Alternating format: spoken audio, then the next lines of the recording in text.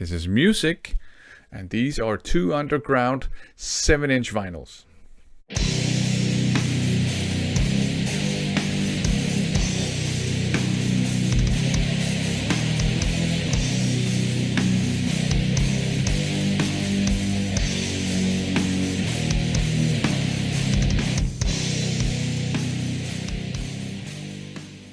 Now, to be honest, I was never really interested in collecting 7-inch vinyls. I don't collect them now. I don't have many in my vinyl collection. And part of this has to do with the fact that, first of all, I was always more of an album EP guy. I was never really interested in singles. And secondly, I'm interested in underground releases, but to me, the epitome of an underground release was the demo tape. I never really considered that the 7-inch was actually, like in a generation before mine, maybe not the standard, but it was one quite common type of underground release. So you would have bands that could scrape enough money together to rent studio time and space, record a couple of songs, have a couple of pressings made, and then would use those as kind of like promo material. So I never thought about that, but when that kind of dawned upon me, I did get a bit more interested in 7-inch vinyls. So I still don't collect them. I still don't have a lot of them. My sort of approach is, if I see some 7-inch vinyls that look interesting, I'll pick them up. I don't need to have like a collection of all 7-inch releases by this band or that band, or all versions of this particular 7-inch release by this band or that band. So I wouldn't consider myself a collector of 7-inch vinyls, but I have a slightly increased interest in them now, and I will pick them up when I see some interesting ones. Another, just before looking at the 7-inches, another quite popular nowadays, and also back then I wasn't aware of it, kind of popular or common underground release in the metal and punk world is the Split. And here's just an example with Evil Madness, Infant Death. These are both blackened thrash bands, and I think they're fairly well known, but I mean, they're still underground. So the Split was also and remains a popular type of underground release. I don't have that many Splits either. It's the same principle. If I see one that's kind of interesting, I'll pick it up, but I don't need to collect them. But anyways, let's have a look at the two 7-inch vinyls. The first one is this one here, Witch's Hammer, Death of No Reprieve. And this one is just on black vinyl, and as you can see, speed metal. There's the infamous, I guess, speed metal symbol. And it is quite a package. Right, when you sort of unfold it, it looks like this, right? The cover artwork, pretty cool, I think. Very cool looking. On the inside, it looks like this. So there's a band shot, and as you can see, two songs on side A, Death of No Reprieve, and side B, Mortals / Alien Jesus. And this one is from 2004, but it's a kind of a reissue of material from the 80s. So Death of No Reprieve is from a demo called Damn Fucking Rights. And Mortalis, Alien Jesus, is from a mini LP from 1988 that was never released. So that's, I mean, it's cool that it got released now, at least a song. A shame that the LP never got released, but maybe it got released subsequently.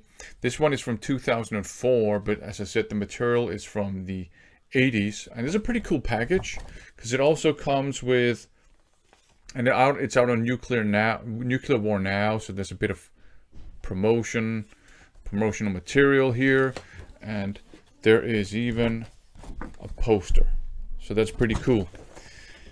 Yeah, so we have a pretty good idea that this is going to be speed metal, and it is speed metal, but it's the dirty, raw, blackened kind of speed metal. And I mean, I think a lot of people are sort of familiar with blackened speed metal now because it's become part of the sort of revival of speed metal. But it was also a thing back then, back in the 80s. And back then, I would say there were two distinct styles of speed metal, and that split remains today, which I think is interesting. So you had the sort of more melodic type of speed metal that was really fast, but the songs were considerably shall we say, meticulously composed. So they did have different, parts to them, and there were like elements of complexity, and the vocals were typically quite melodic and often, maybe sometimes even operatic-ish, but they were more melodic. They were clean, and I think Agent Steel is perhaps sort of the best example of that. But there was another style also called referred to as speed metal, which was dirtier, rawer, more based in punk and metal, more, I would say, inspired more directly by Motorhead and early Venom, I would say, as well, and Warfare, so more dirty, more raw sounding, often more raw sounding productions, more simplistic songs, but still with lots of energy.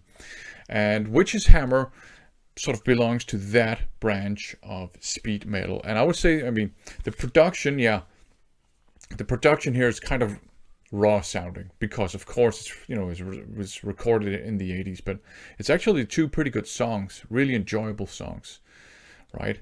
And there are some, you can hear what's going on. You can hear the changes. I mean, for something that was on a demo in the 80s, it's actually pretty well, I would say, produced. But of course, to the modern ear, it sounds so raw that the label had to actually include a warning saying something along the lines of the production. The sound quality on this release reflects the limitations of the master recordings. I think something like that. But Witch's Hammer, Death of No Reprieve, a pretty cool sort of reissue. This is almost like a reconstruction of an underground release. But I also have here Radiation Sickness, Bounds of Reality. This is a real underground release from back in the day, from 1990, and it was recorded in 1999. So this is some, I mean, this is also authentic stuff, but it's technically a reissue, right? But yeah, so it's just on black vinyl again, right? So you have band logo, and here you have the label.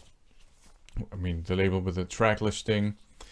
And this one is really cool. It's from, as I said, it's from 1990. It's out on Putrefaction Records, which is a French label. The front looks like this. Very do-it-yourself, right? I mean, and the sort of the dimensions, right? You have this the black margins. Looks like it could have been a demo tape.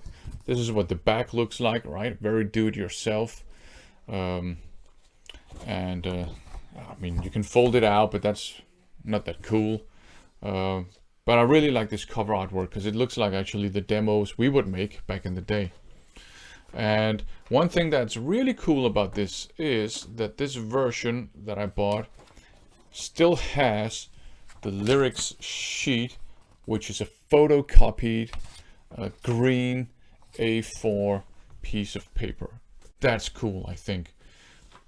Now, stylistically, Radiation Sickness, I would say it's a kind of crossover, but it leans more towards the punky side than the thrashy side. But there are definitely thrash elements, and there are songs that are, you know, where the punk, hardcore punk and the thrash are quite evenly balanced. But you also have a couple of songs that are all out hardcore punk. And yeah, a couple of songs, because, oh, I don't know if you can see it, although this is hard to see, although this is a 7-inch, there are actually 6 songs on it. 3 on side A, 3 on side B. So some short, energetic, punky, thrashy songs. Radiation Sickness, Bounds of Reality. Pretty good stuff, raw stuff. Crossover with a do-it-yourself feel to it.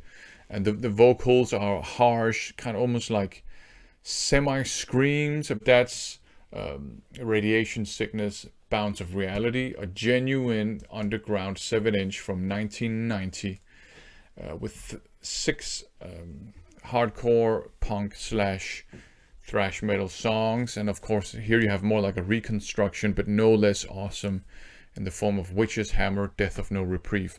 So I just wanted to show these 2 7-inch releases. And I will probably add some more 7-inch releases to my collection, but I'm not going to collect them. That's just not my interest in them. So anyways, thanks for watching.